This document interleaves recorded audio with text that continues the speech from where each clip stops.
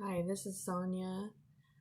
This is intermission 4 from Cosmic Harmony Unveiled, and I was going to talk about um, problems. So most of us would say we have like problems. They can be big or small.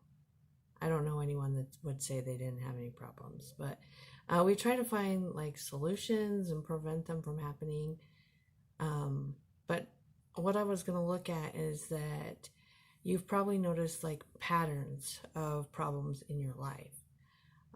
One really obvious one is like relationships. We get into a relationship, then we get out of that relationship, and we're like, I'm never doing that again. And so we try and find someone completely, like, not completely, but you know what I mean, like different than the last person, thinking that if we do that, then we won't have to have that experience again.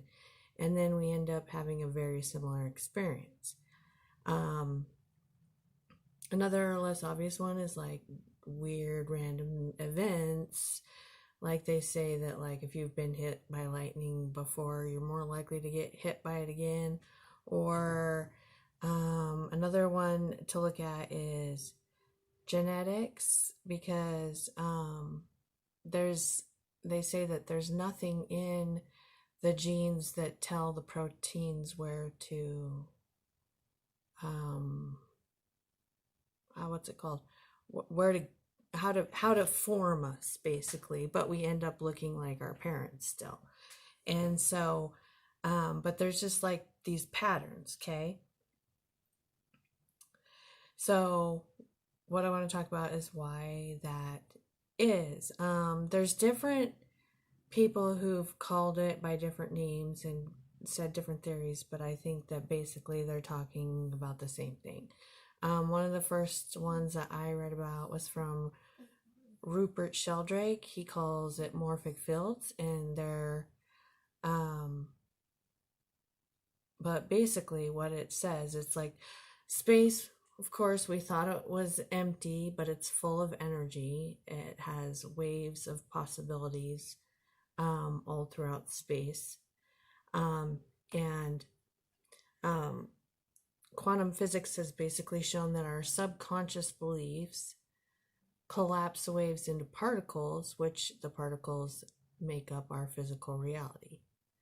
Our thoughts, our beliefs, our feelings, our bodies, everything has a vibration that it emits. And so like an antenna, we send out a signal, and the signal that resonates with the signal that we send out is basically what collapses the wave into a particle, forming our reality. So like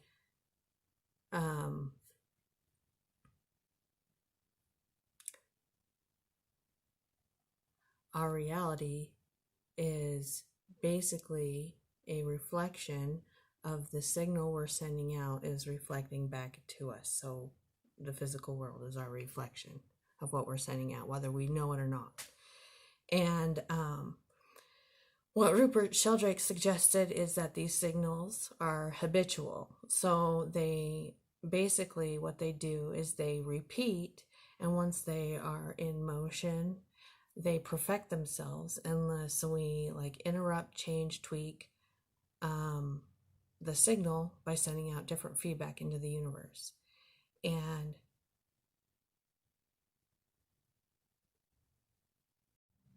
so what Rupert Sheldrake suggests is that these signals are habitual, meaning that they repeat, and once they're in motion, they perfect themselves unless we interrupt, change, tweak the signal by sending out different feedback into the universe.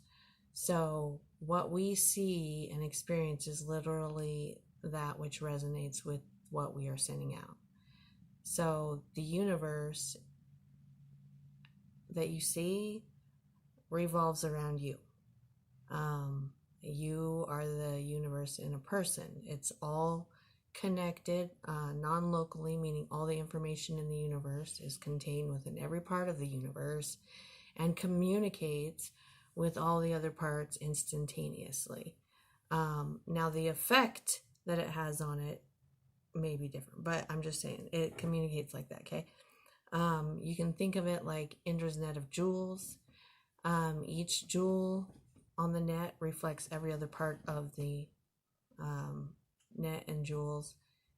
And if you affect one jewel, sorry, just saw my daughter go out. If you saw it affect one jewel, it affects all the reflection of all the other jewels. Okay.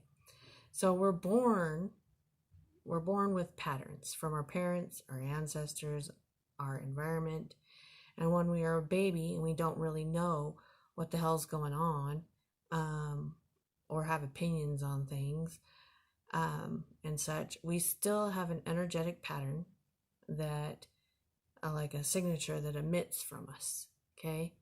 And our experience of the and our experience of the universe around us is that which resonates with what we're emitting. Okay. As we grow and have experiences, we influence the pattern and change it, form new ones and such. That's why we don't all live the exact same lives. Okay. But the universe is a system. So, and we see other systems within systems within systems and so on. And according to systems theory, like a system will tend towards chaos so that it can correct itself and evolve. Okay. Oh, damn. So it seems that the reality that we're seeing is like, the universe evolving along with humanity and consciousness. So as a pattern continues in like the universe or in our lives, it will get stronger and more efficient. And if it's destructive, it will die or it will evolve. Okay. So we have problems because the universe is evolving. Think of it like as the universe pruning itself. Okay. We have situations and things come up in our lives for the evolution of all. And I would say for the evolution, it's like the evolution of consciousness of creation, like the consciousness of creation, which is the physical manifestation of the universe. So it's like unfolding and evolves as our consciousness awakens to the reality of what we are, who we are, what we are. Okay. And so looking at our problems, back to looking at that, most of us say we don't want them, or we want to change them. So what we tend to do is when we have a problem is we get frustrated, mad, sad, pissed, depressed, anxiety. And what that does is it is perpetuating the pattern of the problem so that we get more problems, causing the same feelings in the future. And we think of all the reasons why the problem is a problem when we have a problem. And we think of all the past similar situations and similar problems to the problem we're currently having, making the current problem worse, and then how the current problem could get worse. Like, that's what we do. So we really solidify that pattern and make it more efficient to perform the next time around. Okay. Now, I'm sure, like, people have heard people talk about how we can manifest what we want by thinking and believing differently, acting and feeling like we already have what we want. Well, we definitely don't feel like that in a moment when we're having some kind of situation. Plus, it's not exactly like how it works. So it's a lot more than just wanting it and feeling it for a minute or whatever. It's like, even when you're not thinking about it, like say that you consciously or logically know something,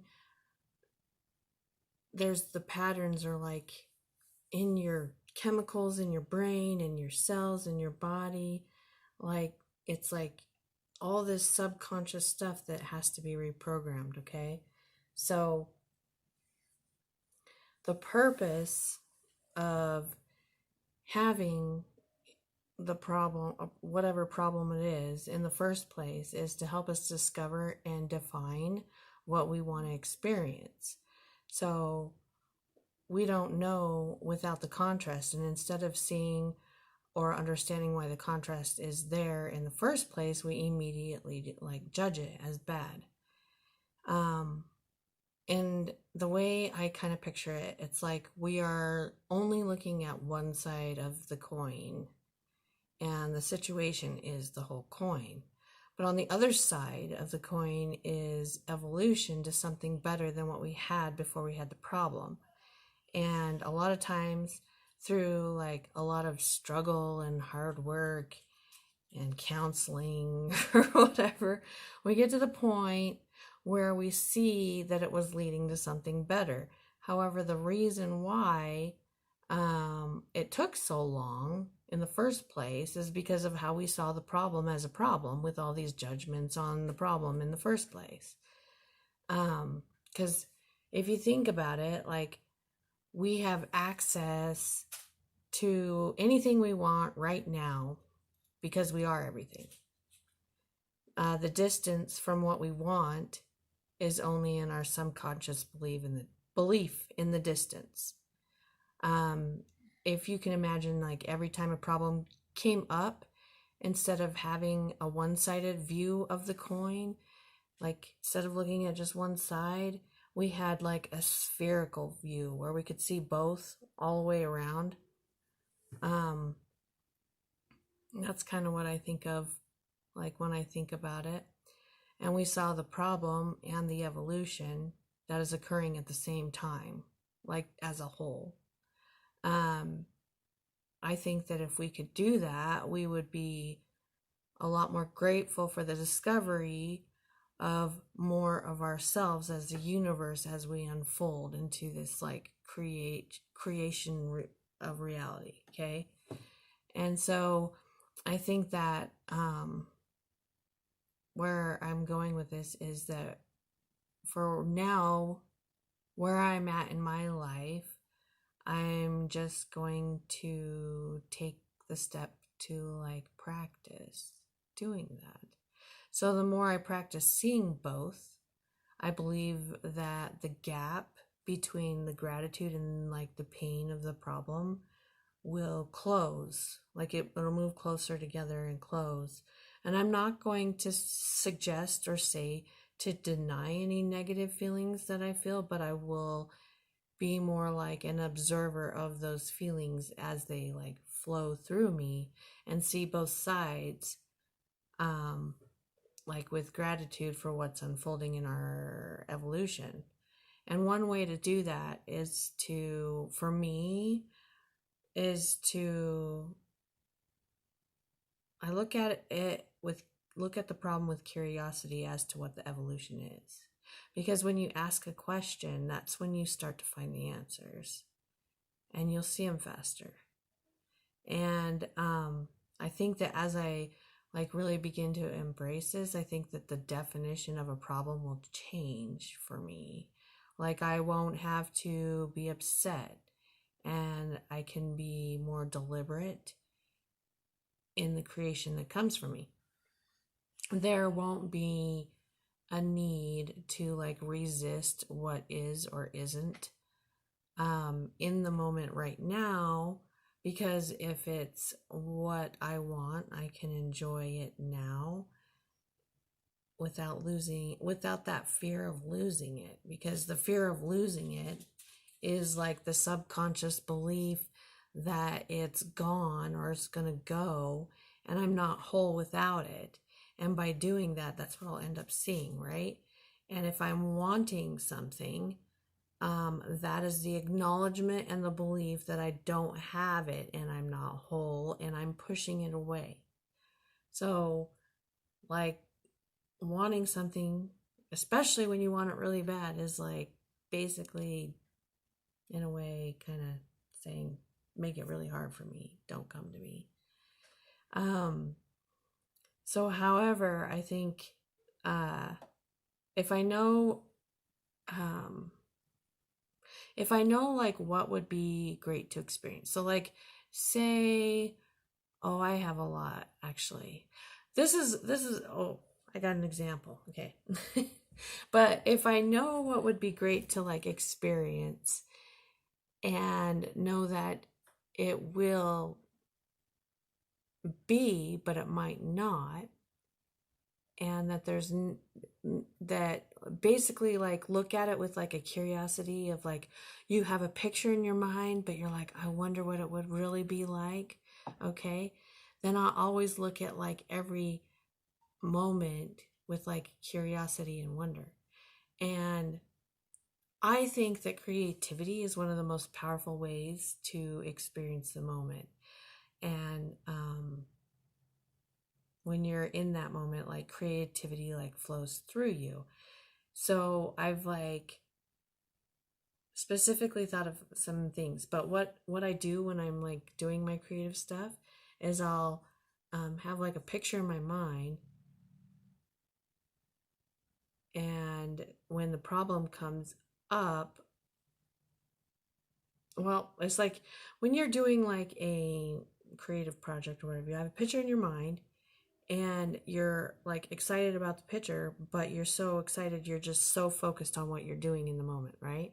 Because you're like, I'm creating this and I wonder if it'll look that good or if it'll look better, or like, you know what I mean?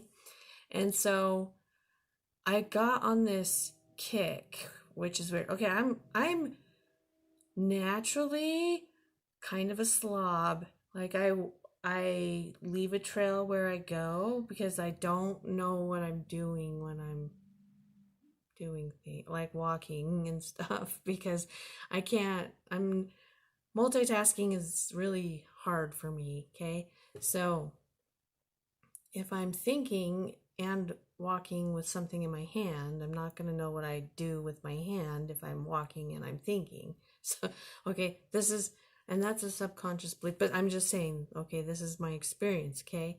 So I leave a trail and I can clean, but I hate it, especially if there's clutter, because then I have to think about what to do with it. And organization is very difficult for me with things, okay? So, this is my example. I got on this like crazy cleaning kick a few weeks ago, and I don't know what the heck happened. I don't understand. But what was going on in my brain though is that instead of being pissed off about the mess, because that's what I do usually, I come home and I'm mad because the house is a mess and it's hard to like feel good in a mess. I don't like that. And so, but what I did, it was like all of a sudden something switched in my brain, and I was just thinking about like my library, what it would look like if it looked like this. Like it was like some project in my mind. It was like a creative project room, right? So instead of walking in and seeing the big mess, I like walked in and I just was thinking about what I could do. And so then I just like got on this huge thing and I like rearranged my library and did all this stuff to it and cleaned, and I was just cleaning and cleaning and cleaning and cleaning like I was on drugs or something, but I wasn't. But I'm just saying, what I'm saying is if we, that it right there is seeing the evolution and the problem at the same time, and not feeling like pissed off about the mess, but actually being excited about what you could do with it. And so what I'm saying is that when each problem comes up, it's not going to be natural for you to see it like that, right? But with practice, it can become natural because, again, the patterns are habitual.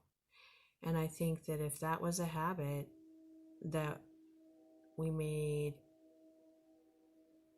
as part of ourselves, it would change a lot of things.